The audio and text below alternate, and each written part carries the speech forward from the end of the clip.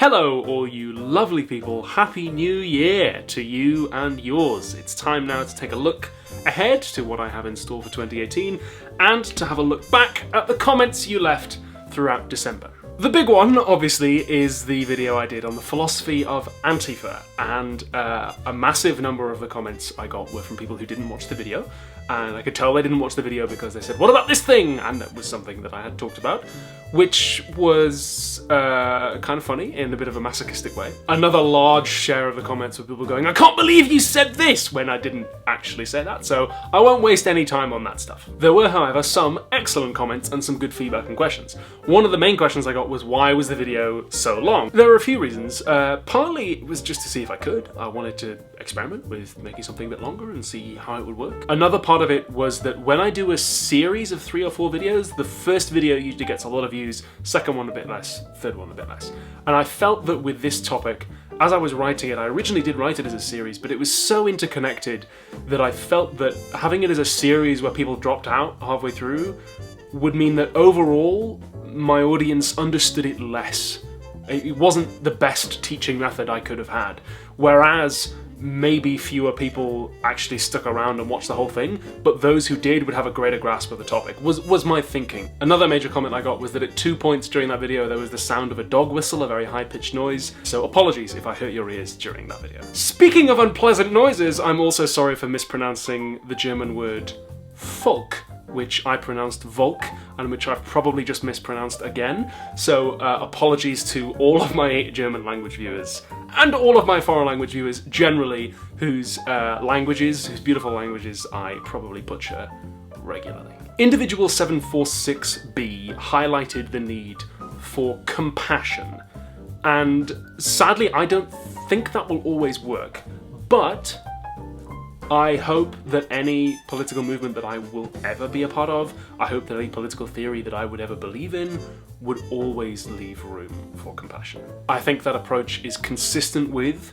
and in many ways vital to, what I was saying in the video, and I hope that there will always be compassionate people like you who are encouraging us to live the questions in that way. I mentioned in the video that anti-fascist actors tend to be quite politically diverse, and some people said that because they sometimes include communists, they are against all anti-fascist action. I read that as some people saying that they prefer fascism to communism.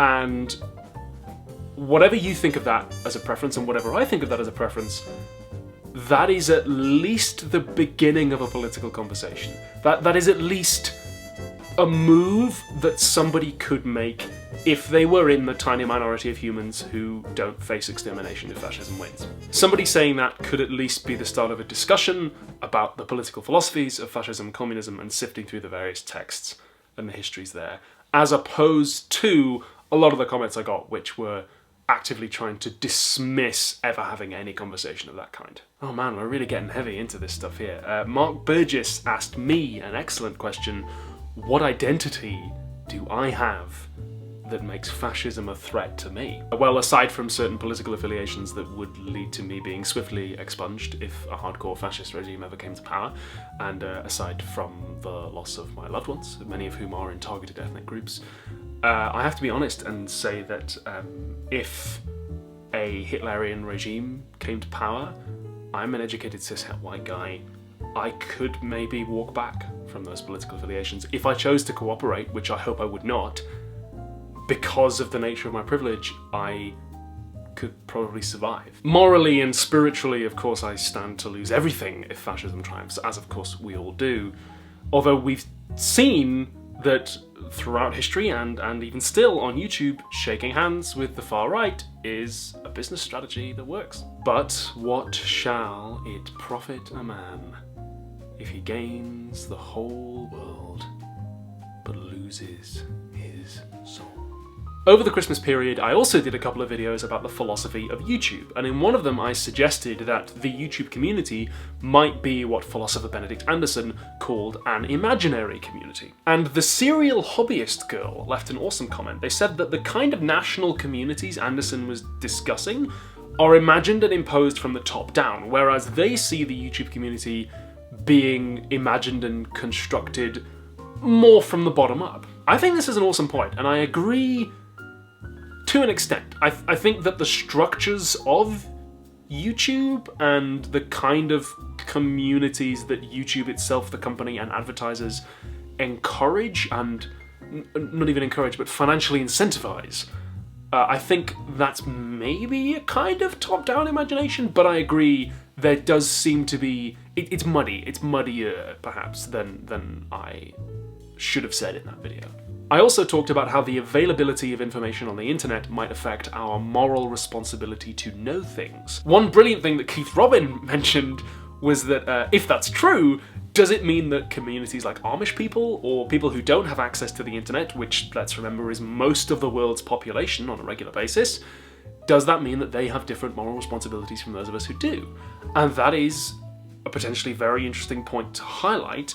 I don't think it's, I mean, that stood out to me. Perhaps on reflection, it's not actually that controversial to say that people in different contexts and times have different moral responsibilities, but that is something that's interesting to reflect on. Those are all the comments I have time for, and indeed, those are all the comments from 2017. I look forward to all the amazing contributions you'll be making in the year to come. There is a series upcoming about rationality called Are You Rational?, which is an attempt, I guess it is a kind of an attempt to move back towards like slightly more nitty-gritty. We've done a lot of political theory, basically, recently, and I wanted to do a bit of like quite hardcore in-depth epistemology. There is some you'll see. I've put my own twist on it, but the series is called Are You Rational? It's about rationality and epistemology. I'm excited by it. I think it's fun. I think it's going to be good, and episode 3 has some kind of slightly weird stuff in it, which I'm looking forward to. In addition to that, I have some other fun stuff planned for the year. I'd quite like to do some episodes on like machines and AI. Can you be friends with a machine is a topic I have in my brain that could be quite fun.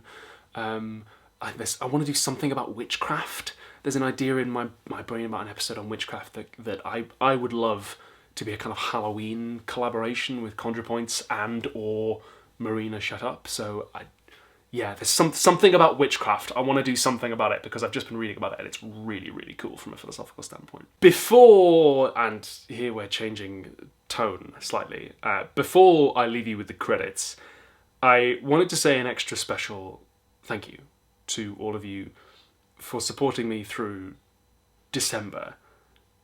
December 2017 was a particularly hard time for me. There were some professional things, like some of the fallout from the Antifa video was less than pleasant, as I'm sure you can imagine. There was the Patreon thing, which is now resolved, so if you haven't heard of it, don't worry, but at the time, those of you who do know what it was can appreciate that it would have been very stressful for me. But much greater than either of those, sadly. December was chock full of some big personal tragedies in my life.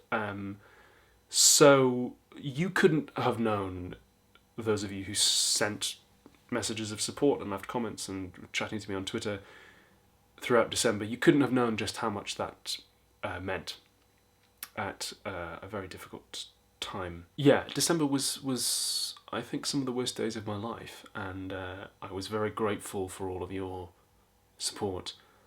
I was especially grateful that I had YouTube as my job, because I could record December's videos ahead of time and set them to release and take time away, not only to grieve for myself, but also to be with my loved ones who needed me. So thank you so much. Throughout December I felt even more acutely just what an astonishing position I'm in, and it's because of all of you that I got through that, really, and that I had time to get through that. Thank you. On that note, but looking ahead to a brighter note of hopefully a happier 2018, I leave you with the credits.